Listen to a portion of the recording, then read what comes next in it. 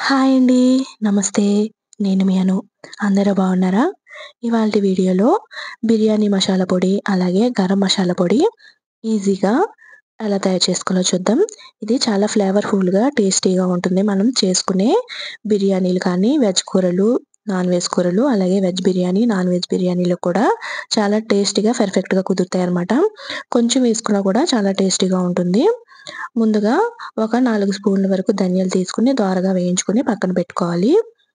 తర్వాత 2 స్పూన్లు దాల్చిన చెక్క, 1 స్పూన్ మిరియాలు, 2 స్పూన్లు లవంగాలు, 4 స్టార్ ఫ్లవర్లు, అలాగే 4 నల్ల యాలుక్కాయలనమాట ఇవి దొరుకుతాయి ఇవి కూడాను.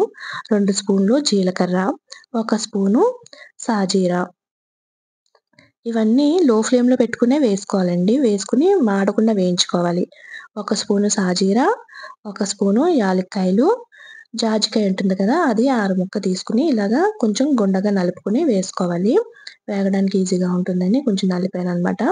3 చిన్న బిర్యానీ ఆకులు ఇలా చించి వేసుకోండి. వేగడానికి బావుంటాయి.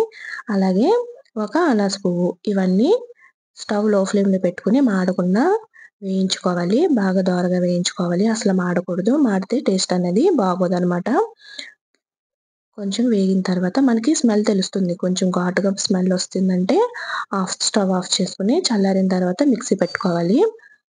అలా మెత్తగా ఉండకూడదు. కొంచెం మనకి నోట్లో జీలకర్ర గాని ఇలా నోట్లో వేసుకొని కొరికితే మనకి తెలుస్తుంది. కొంచెం టేస్ట్ వేగినట్టు.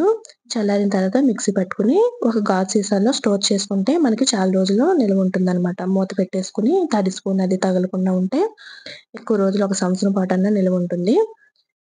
నెక్స్ట్ బిర్యానీ మసాలాలోకి వెళ్దాం. దీనికి కూడా 4 స్పూన్లు ధనియాలు తీసుకోవాలి. అలాగే 2 స్పూన్లు జీలకర్ర, 2 స్పూన్లు దాల్చిన చెక్క, 1 స్పూను సాజీరా, 1 స్పూను సోంపు, ఒక 6 బిర్యానీ ఆకులు చింపుకొని వేసుకోవాలి.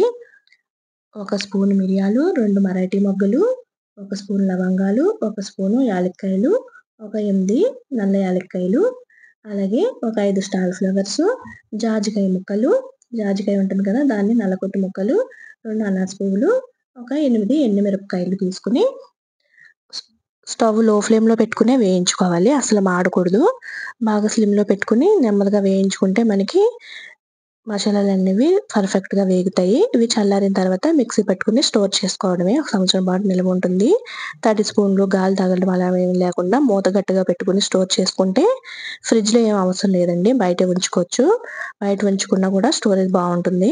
నా వీడియో నచ్చితే లైక్ చేయండి. అలాగే సబ్స్క్రైబ్ చేసుకోండి. ఇలా గాలి తగలకుండా పెట్టుకుంటే మనకి స్టోరేజ్ ఎక్కువ ఉంటుందనమాట. Thank you.